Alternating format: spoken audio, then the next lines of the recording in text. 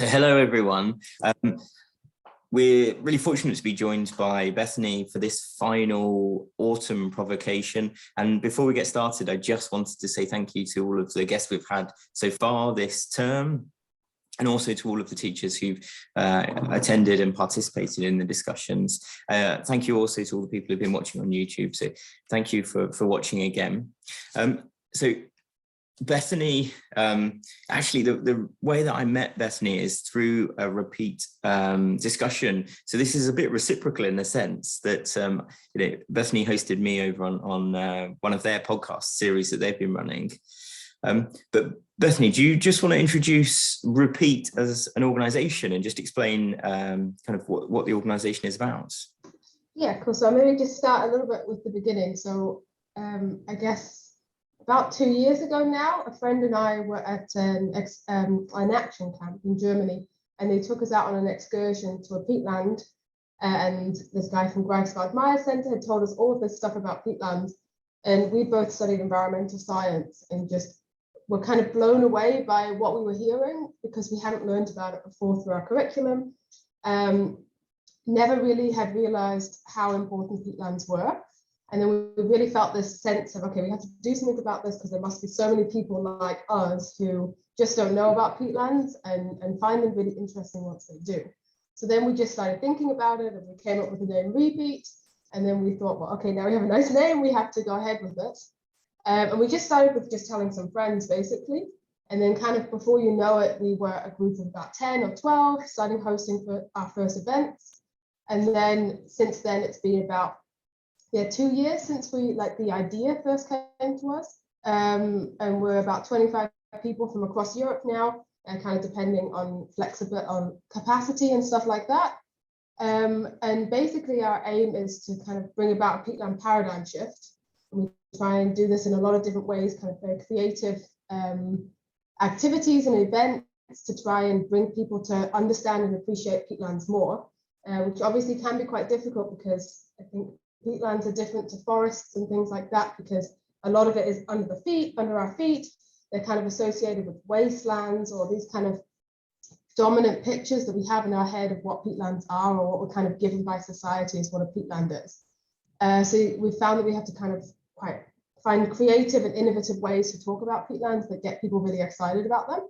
And then once people are excited, they're really in there as well. So that's kind of what we've been doing. We've hosted a couple of 24-hour online global peatland festivals. Basically, it's just all these people celebrating peatlands from all these different angles.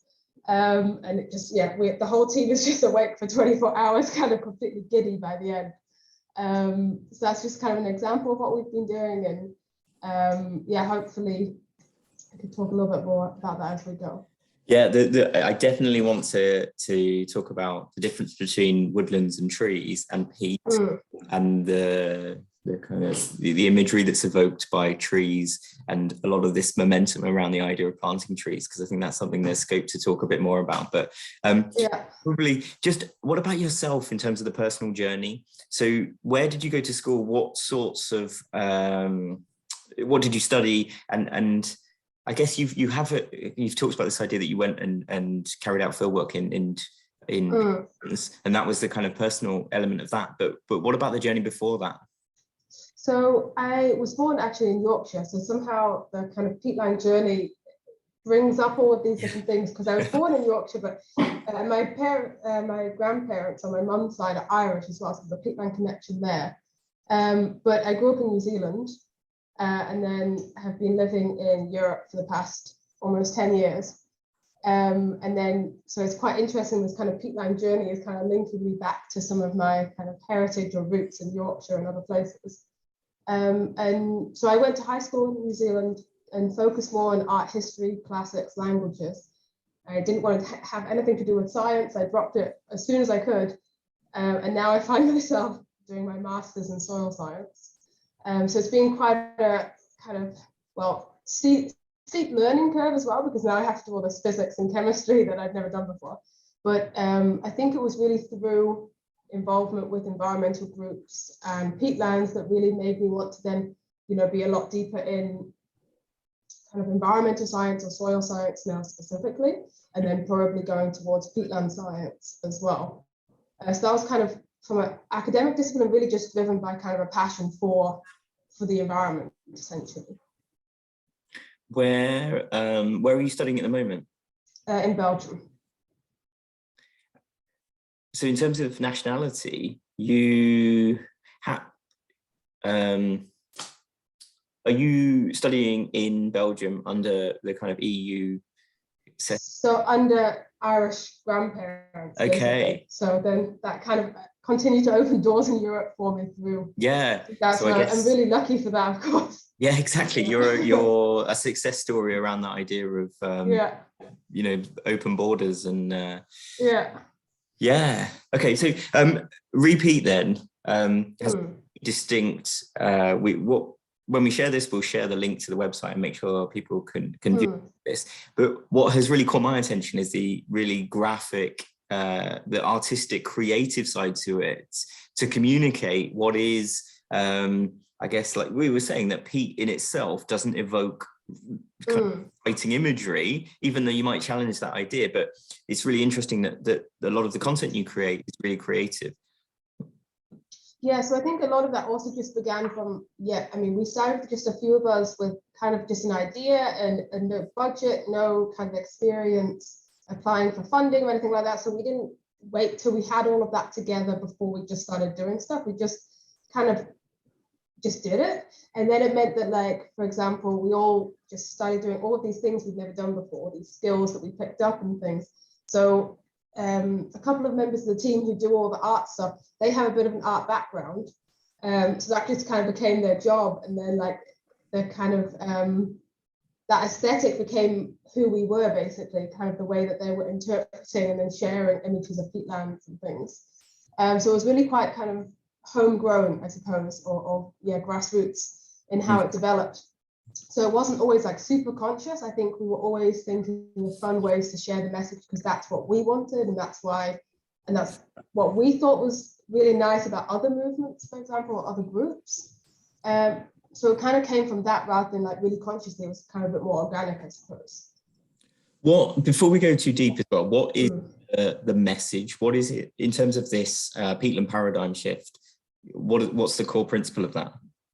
So for us, what we would like to get to is a point where people are using, thinking about, imagining, valuing peatlands in a different way than we're doing it now.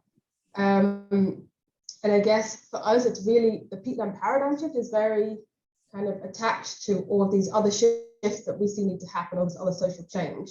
Because, I mean, if we recognize that all the crises are linked, then kind of all of the different ways we go about them and solutions, things have to be linked as well. So I think that was always one of our key things, that we don't want to just push for peatlands to be maintained and restored. I mean, sure, we want that, but we want to kind of go deeper than that as well, that people really reassess and come back into a better relationship with peatlands and things like that. And I guess like that's how we chose to kind of describe that under the peatland paradigm shift. Which might be a too academic way of then trying to get that point across. But essentially, it's just kind of coming into new relationship or returning to relationship with peatlands. I think that's a really kind of beautiful way to explain it in that sense, to focus more on the relationships and that physical interaction, I think is really a different perspective. I think most people will connect with peat either through garden centres and peat-free soils, which again seems to be a ridiculous situation that for decades garden centres have still continued to sell, compost with peat in. And then I guess also when people go walking, they will maybe walk in the landscapes, but they'll think sort of peat bogs and landscapes where they get, you sort of lose your feet in, and that's the only way that people connect with peat. So I think that's what's like really interesting about peatlands for me as well. Is this is something that I don't think we realized at the start. We just thought, peatlands are cool, let's do something. And then as we've gone, we've realized all the different connections that peatlands, or how peatlands are connected in so many different ways to different things. So gardening is one of the ones you said, like, this is something that, the peatland is being used in the potting soil. And then this brings up all of these questions around, well, what does it mean to garden if we're kind of taking soil from or peat from somewhere else and putting it in our houses or our gardens, then why are we doing that? If we want to garden because we want to be around nature, but we're destroying nature by doing it, things like this. There's kind of a lot of different questions that are brought up here. And you mentioned like people going out walking or something as well. I think this also then brings up questions of land ownership, which is of course the one that you joined us with as well when we were talking about that in one of our events, was the question of, well, who gets to decide what happens with the peatland? And if it matters for all of our lives, why are so few people allowed to make those decisions? So there are all these different ways that peatlands connect, and they make us think about land ownership or gardening or trade imbalances or in power structures between, say, Europe and Indonesia, where palm oil is being planted and then that destroys peatlands in the process, or different things like this. And it's really interesting that we can explore all of these different social issues and concepts and ideas just through the peatland, and it's kind of centering. It's not what we quite expected it to be, and I think that's really exciting that we can explore all of them just through peatlands. Yeah, I also think this is the interesting bit, that the current, so in England, the way that the A-level geography specification works, the syllabus, there are elements of peat in it, but it's within called the water and carbon cycle, and it very much is from the scientific perspective of how do peatlands sort of store water, and what's the role of peat as a carbon store. It's it very much focuses on the science and the sort of earth sciences of it, and there isn't that human aspect. I mean, I remember when I was teaching this before, we looked at things like peat restoration and projects to restore peat, but it still just didn't feel that genuine. I think in the sense that what you're promoting is this more holistic idea, focusing on a relationship that I think is often missing from the way that we teach it in schools. Yeah, and I guess that's also born of it being quite discipline oriented, or it's not very interdisciplinary, at least my understanding of, like, when I was at school, for example. I mean, I went to a liberal arts and science university, so that was a little bit different. But yeah, it's like how if we're trying now to take an ecosystem and then apply all these different disciplines to it without necessarily saying, now we study from an ecology perspective and now art, you're just kind of doing it all but through an ecosystem. Whereas I guess normally what you do is choose a discipline and then explore the topic. So it's kind of that in reverse, I suppose, as well. Which is, I mean, for us, that's super important, that we have to take this holistic point of view, because everything's interconnected. So how can we ever be good citizens or good stewards or whatever if we're only able to look at it through one lens? I think that's something that we've also tried to really break down in ourselves, I think, as well, because there is a tendency that a lot of us have, I think, to just kind of stick to these kind of categories. So it's really exciting that it doesn't have to be like that, but I think it is. Yeah, no, definitely. Have to change it, I suppose. A deeper understanding and that more holistic, interconnected, and also bringing people together as well. I guess also that's part of this, that you bring people's knowledge and understanding from different areas. So I really want to talk about the zine as well, and some of the video content as well, because I do think the important element that teachers can draw on as well. I think there's so much that teachers could learn from what you've done, in the sense of without much budget, to use creativity to come up with really exciting things. I think, like the zine, that's something that teachers could create within a school really easily. But what's the story of that? So that was I think the first thing that we made, actually, because we were like, okay, we have to just start talking about peatlands and getting the message out there. And what's interesting is a lot of the things that we've been doing, at least at the start, was also about teaching ourselves. So as we were doing the research for the zine, we were also picking up a lot of knowledge as well. And it was just a way that we thought, okay, it's an easy way to get information out. And I think already with kind of exploring that, it helped us find what our particular aesthetic or theme or way of approaching things was going to be. And we took it along to the COP in 2019 in Madrid. And Frankie, who made it, had come up with this very elaborate way of having one piece of paper, and you just fold one piece of paper and it becomes a very small zine. And then I spent like kind of 20 hours on the bus trying to figure this out, and it didn't work. So in the end, we printed it out in a bigger size. But it was all just kind of indicative of how we've done, how our approach has been, you know, kind of just getting on with it and seeing how it goes. And normally it has a pretty nice response. So it's nice that the zine still has that, you know, kind of 2 years on as well. Yeah, it's the same with the video. All the video content is really well illustrated, and I've been suggesting it to so many teachers as well, because I think they're just really short and kind of sharp. They convey information really clearly.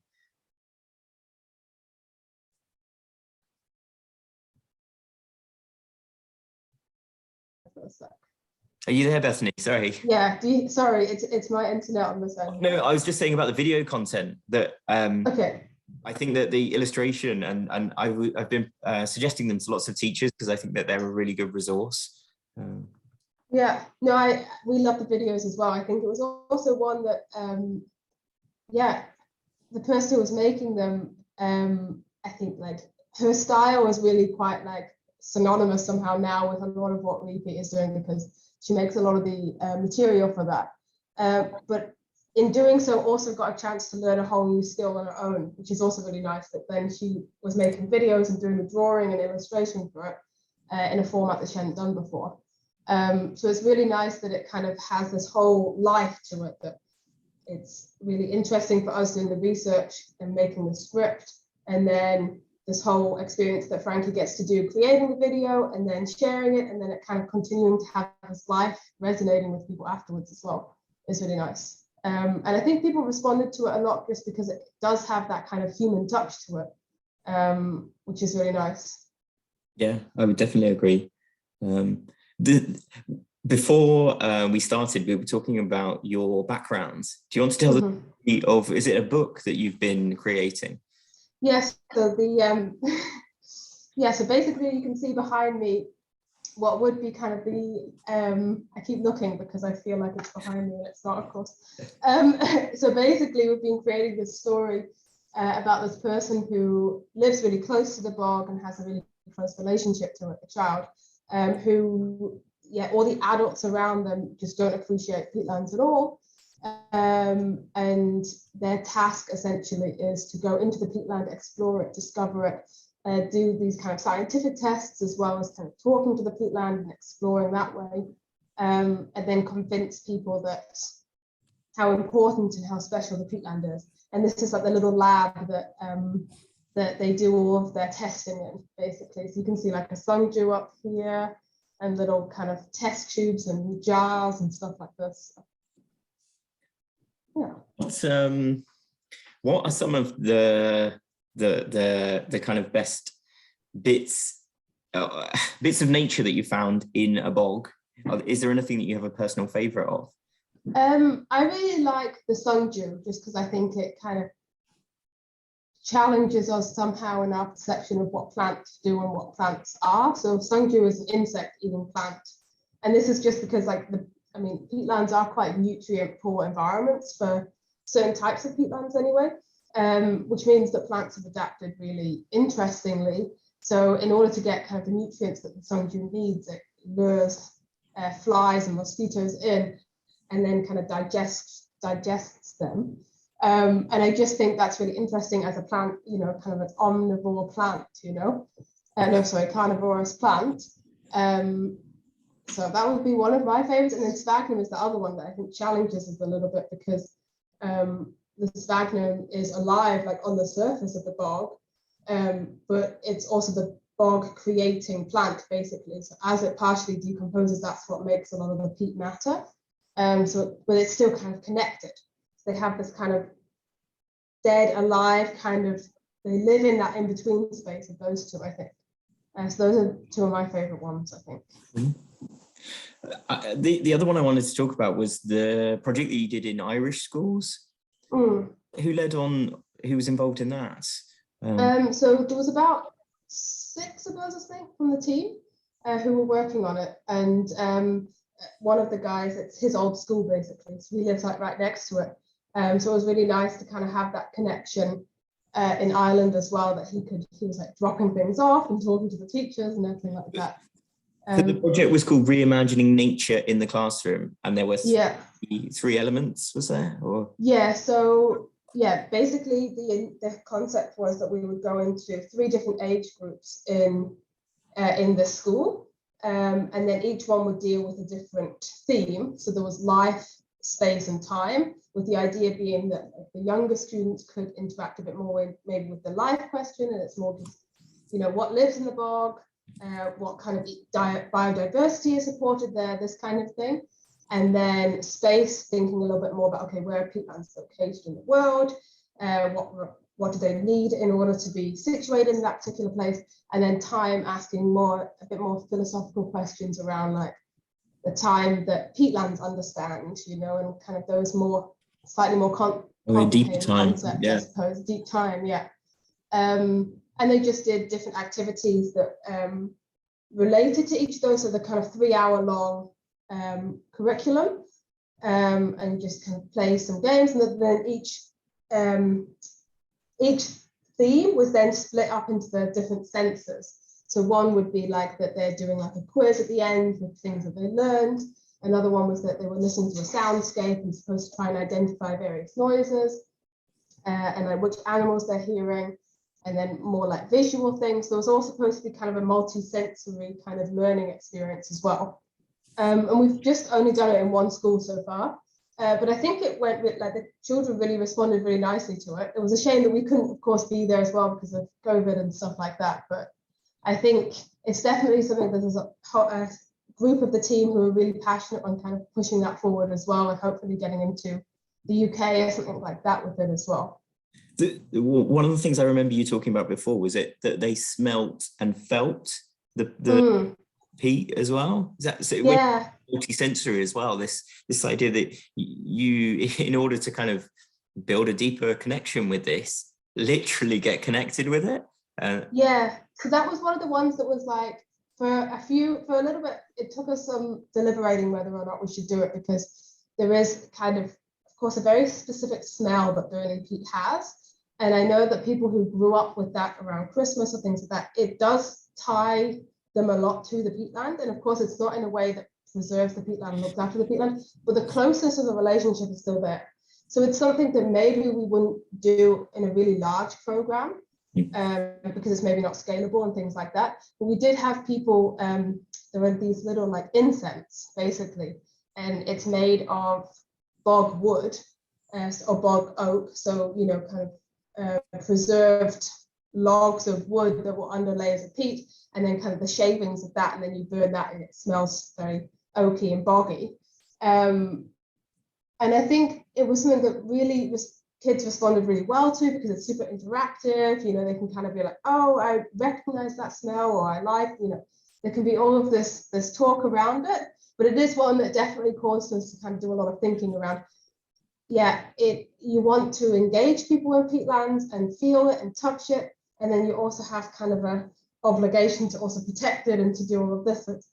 It also is kind of complicated in that way sometimes as well. Did you take students on to go and visit? Was there a field trip element? There was supposed to be a field trip element, but we couldn't do it because of COVID, essentially. But all that, I mean, this particular school, it's in an area of Ireland where there's just peatlands everywhere. So for them, I think it was quite easy to understand when they were kind of listening to the soundscape or smelling it. It's something that they were already very close to. I think, like, when we look at going to areas where people are not so familiar with peatlands, or kind of inner city schools and something like that, certainly the field trip, I think, then takes on an extra value as well, because yeah, maybe they never went there before. They don't know, they can hear the sounds, but it's not necessarily really real. So hopefully, I mean, COVID permitting, that's something that we can kind of do in the next stage of it as well. Great.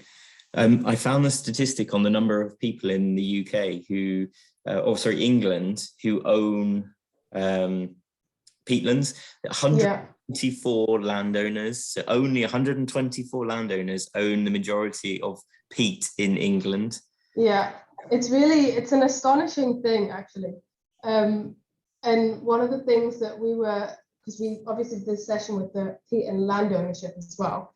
And one of the things that we were thinking about when we were making that video is how we can kind of use peatlands to tell the story of how kind of crazy this is, that we've ended up at this point in this moment in time where so few people own so much of the land, in that, like, you know, peatlands have all these layers, and as we peel different layers of this off, you go back in time, right? So the peatland that I'm standing on now could be, or wherever I was standing, could be owned by somebody, but if you go down deep enough layers, at some point you reach a peat layer where it was in common. We all owned that, you know, together.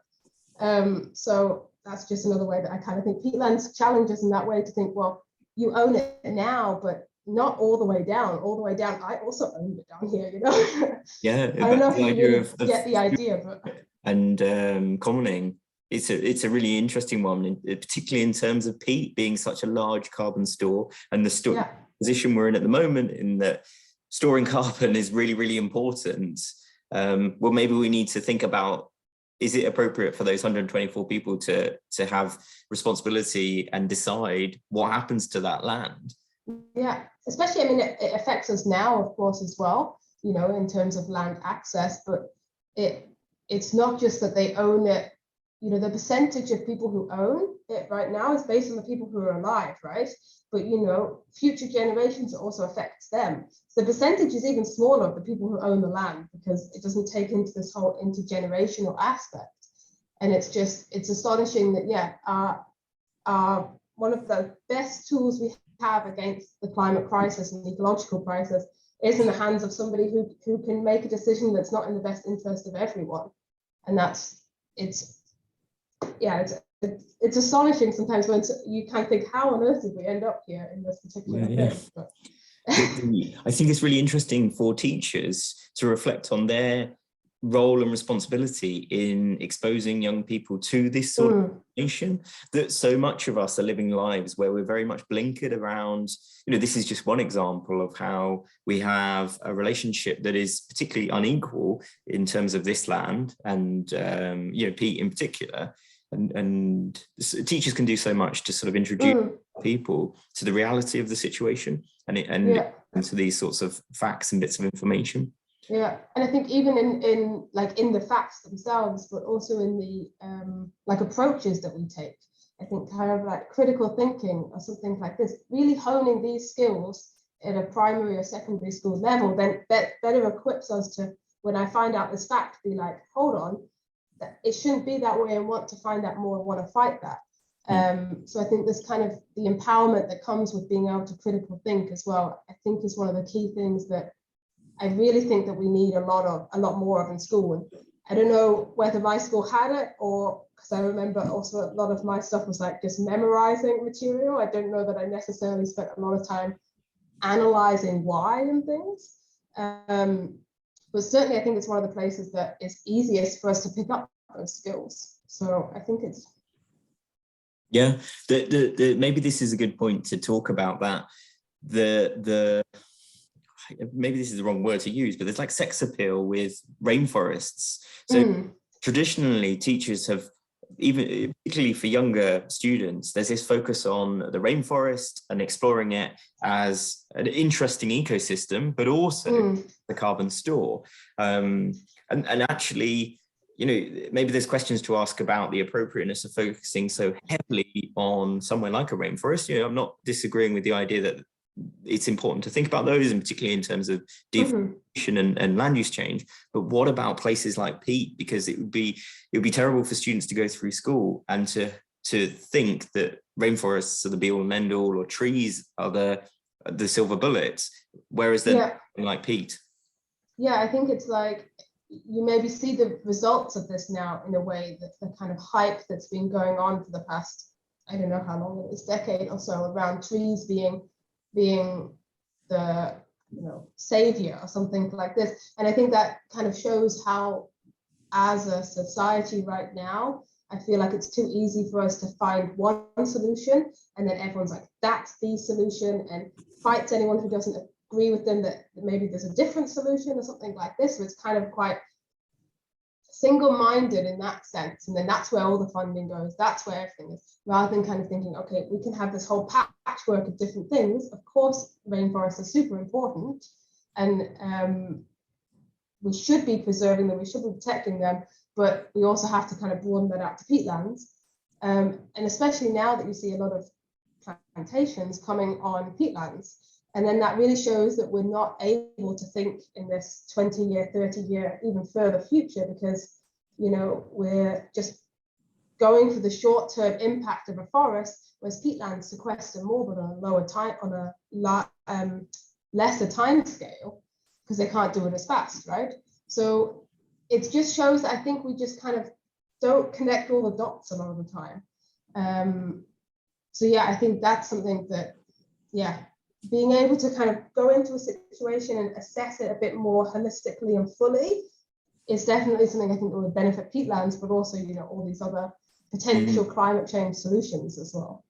But yeah, I think the tree is such an obvious one that it's visible and people can use how a tree functions, but then to understand how peat, the processes that are going on there and the way that it then sequesters carbon, I think is a bigger step for people.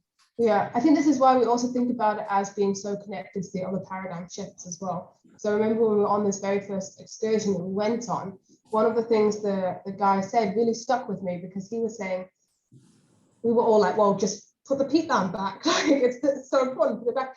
And he was speaking about how it also takes quite a mental shift for us to go back in areas like the north of Germany or Netherlands to a very peat landscape, because as it is now, you know, you have very agricultural land in a lot of these places. The peatlands all being drained.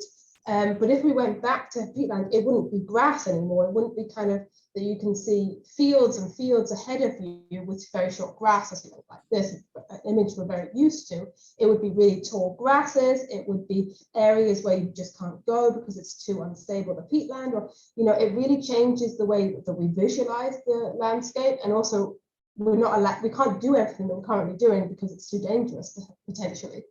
So I think that's also maybe why we avoid these kind of solutions that do take more effort mentally, but also maybe financially or whatever else, because it's too difficult. But a tree it's a lot easier just to warm to the idea of a tree and get other people excited. And it doesn't dramatically change the landscape potentially as much as kind of re-wetting acres of land would, you know. I think you're touching on this idea of actually there's a deeper relationship with nature and the landscape that we live within and we explore, and the idea that we like to think of a certain type of landscape as being natural when in reality it's highly managed.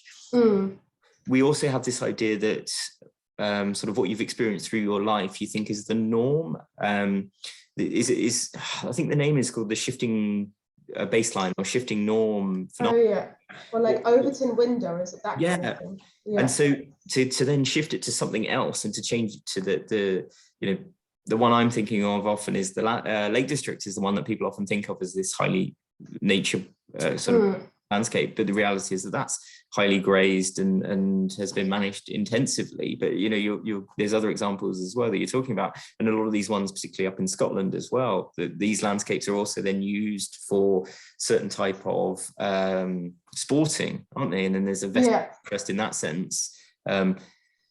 There's a burning the peat. Yeah, and then it's also, of course, super complicated, because how it is now is there's very clear human intervention, of course, you know, that how you have a lot of peatlands now in say north of Scotland is that you maybe have monoculture peatland where there is like grouse being raised to be shot, which is also, I mean, as a hobby is wildly out of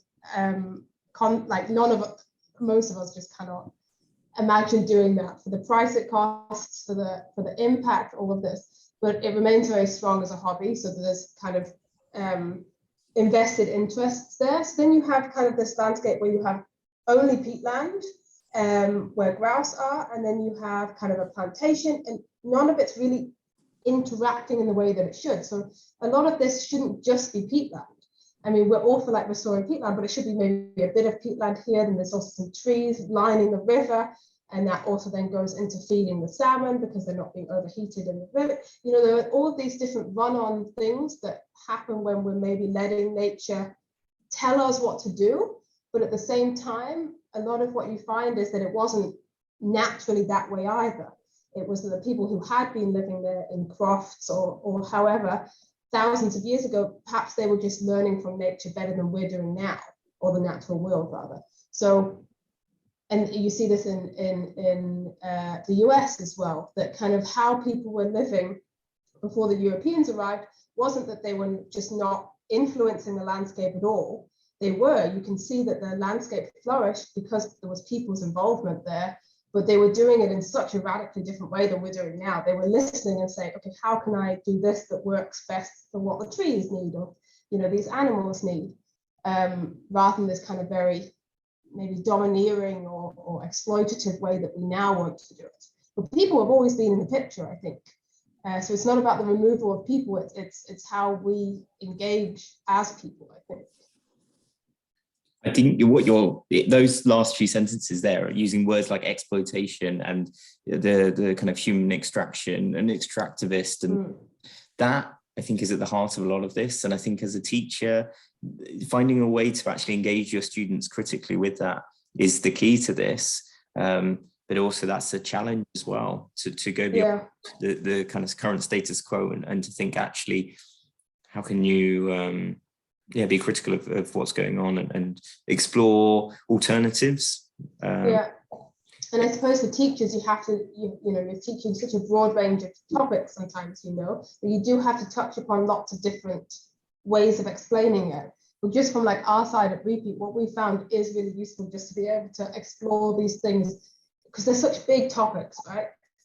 We found it really useful that we can explore them, but we've just kind of zoomed right in, that it becomes a more manageable consideration again, Whereas like sometimes if you have to think about, like exploitation, it's such a huge topic, it's so hard to understand and fathom, that sometimes kind of going into quite a very specific aspect of it just really helps make it more tangible, I think. And maybe for teachers it's a little bit different in the way they go about it, or this kind of thing.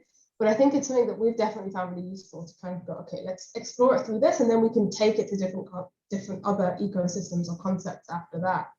Yeah, I think so. In the UK, teachers have the freedom to choose what they teach at Key Stage 3. So there's an age range before they start GCSEs and A-levels, where teachers are pretty free to choose what they want, within reason. And there's so much potential for teachers to choose something like Peat as a vehicle to explore their ideas and to introduce these ideas of being critical and exploring and examining the structures of aspects, like you say, that then could be transferred to other ideas. Often use place-based, so they might focus on a country or a city, but why not use something like Peat? I think would be a great one. Yeah, and especially in areas, I think the whole of the UK you could do it as well, right? Because peatlands are everywhere in the UK. It has a really high percentage of them. It's going to be super important in all the climate goals into the future. You could easily do it, and it can still be very local to people throughout the UK, I think, to do peatlands. And I think there is just, I don't know, I'm sure there are other ecosystems that have this, but like, just because peatlands are more the background that I have now, I just see all of these examples that can help us explore the world and what society we want and things like this. One of the examples that we often come back to as well is this kind of liminal space that peatlands can kind of bring to the conversation as well, in the sense that they're quite an in-between space. I mentioned before the kind of stagnant being kind of dead and alive, and of course like peatlands, they're wet, but they're also land. So the question is it water, is it land? And it's kind of neither, but it's both. And there's all these kind of different binary breaking concepts that I think peatlands can also do, and that's something that as a society we always want to be having binaries and categories as well. So kind of that's an interesting one as well, that teachers can take to students, and then we can think outside of these binaries like female or male or something like this, and they apply it to something that you never maybe would have thought, that peatlands can now challenge students on, something like our gender constructions that we create. And I think there are a few, we talk about deep time as well as another one that I think peatlands can make us think, okay, how can we think about time on the scale that a peatland experiences or a mountain, and what would it mean for us to think in that way, because we would be thinking on much slower timescales than we're used to. We're very fast paced and things like this, but if you had to be really much slower in your understanding, then suddenly maybe we're looking generations in the future or in the past. I think there's a lot of different ways you can go somehow once you kind of start thinking about, well, what is a peatland? What does it do? And how can we learn from that? Yeah, I really like that idea though of thinking in terms of from the perspective of something like peat, from like a landscape and what it would experience. I also think, what about imagine if every school in the country adopted a peatland or took an interest in a local area that then they helped, I was going to say manage, but to at least be involved in the decision making and to at least share some sort of opinion of what they think should happen to that space and to show some responsibility for it. And then you're practicing commoning as well by doing that. If you had to then have a school and you had to make decisions as a whole, and then, well, how do you go about decision making then? And you're kind of practicing all these processes and protocols as well in a way that is more common than how we currently make decisions, I think, in a society. So I think, it's another way that they would be practicing all these skills that can be applied to so many different future engagements. There's I can't think of it off the top of my head. You might be able to think of some of these charities who are involved in modeling these examples of kind of owning landscapes and like shared assets or something like shared assets. Okay. Yeah.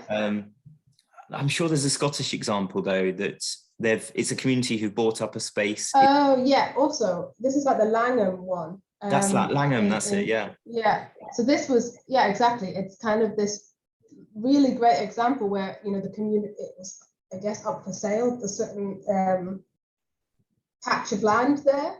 And then, some people put forward this idea to make it like a community buyout. And they've just had donations from across the world, not even people who maybe are going to directly benefit from it, which in itself shows that there's just this kind of way of achieving solidarity that maybe people just don't expect, that somebody from Australia is going to be like, I really believe in community ownership, so I'm going to donate, And so they raised millions, and now they're looking at buying the second area that's right next to it to kind of complete the buyout. And that's the bit that has more peatland in it now, the one they're trying to get.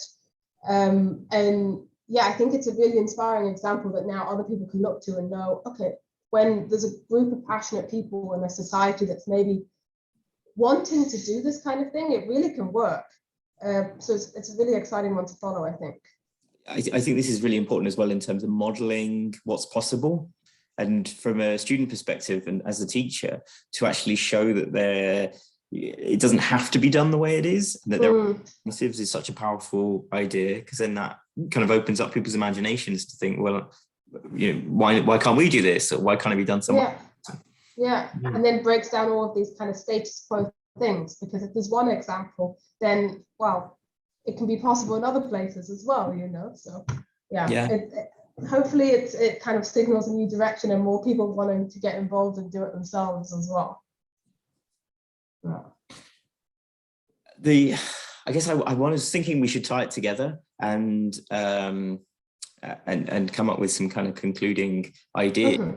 One of the ones I really, really wanted to reinforce, and I'm hoping that you might be able to kind of shed more light on as well, is this idea that the tools of the internet and technology and all these sorts of things, I know it's quite trite to say it, but it opens up the ability to connect with people and to make these sorts of movements. Is this something to promote and kind of suggest to other people? I think so. I think you also see it with like all these other youth groups that are happening now. I mean, Fridays for Future, I think, is a key example, right? Is that like, I don't think that could have existed without people organizing on the internet and stuff like that, So I think it's, with everything, it depends the way we use it. But I think it's a really great way of organizing and people to find community that they may not have found previously. And we see it even with ourselves, I met a few members of the Re-Peat team for the first time in person like 2 months ago or something like that, and then you're kind of, I never saw beyond kind of this part of their body, and it's the same for quite a few people in the team that you've never met, but you know, we're a really close-knit team. So I think it kind of, yeah, it depends how you use it. And I think it's definitely a really powerful tool that we have to explore. And also then comes back into the critical thinking and stuff like that, that, you know, there are all sorts of things that people can, you know, you see conspiracy theories and things like this also really flourish on the internet. But if people were equipped with greater critical thinking going into using the internet, well, then maybe they would fall prey less to that kind of talk, you know? So I think it's definitely, yeah, depends how we do it, but super useful, basically. Yeah. And I think as a teacher, again, this is something that you can promote with students and encourage, you know, this idea that you can galvanize students around some sort of idea or concept, and then they can make something real world, you know, in their grasp without loads of time and money to be able to affect change in a way that goes beyond a classroom and shares a message. Yeah. Okay. Well, so if teachers had to do one thing differently, they engage around peat, what one thing do you think teachers should do in terms of peat? I think mostly this idea of kind of learning from rather than learning about peatlands, because I think that's what kind of opens all of these doors around exploring the non-binary or in-between spaces or deep time or land ownership. I think it's like something that we can really learn a lot from peatlands, and not just like from the peatland itself, but also from how peatlands have interacted with humans throughout history, you know? So I think kind of not just the facts, but really getting to the emotional side of it and the narrative side of it, and just questioning, yeah, what do we have to learn from the peatland itself, I think. Yeah, I think that's perfect. This idea, it can be extended to so much, but it's so powerful with peat to learn from rather than about. So yeah, cheers so much. Thanks. Yeah, no, thank you for the chat. It's been really, really good to talk to you. Yeah. And we'll make sure that we share all of the resources and links. Yeah. And if people want to send us messages or have any specific questions or whatever, people can always just email us or send us a message on Twitter or whatever like that as well. So, what's the next thing? I know, so we've talked about the book, but is there anything in the pipeline kind of in the near future? So I think a lot of the work that maybe we have to go into doing now as a team is kind of reflecting a little bit on how to go forward in terms of do we now try and transition to paying ourselves and like try and make a go of it as jobs, or do we stay volunteers, and kind of all the implications those have. So I think we have to do a lot of this kind of self-reflecting work in the next little while as well. But we'll be kind of doing some of, you know, Peat Fest again this year, and exploring a few other ideas with the education program and seeing like that. But just kind of, I think we first take some time just to explore what else this can be and how we can do it to the best of all of our abilities without kind of it always being maybe an additional thing that we all do on top of studies and work and things, because that's also something that we want to break down as a group, is kind of this constant work ethic. But the problem is that we have that really strongly within our group because we all study, we all work. It's really hard then to also additionally be doing the Re-Peat work. So it's hard to kind of criticize and critique the work ethic while we're also working too much ourselves.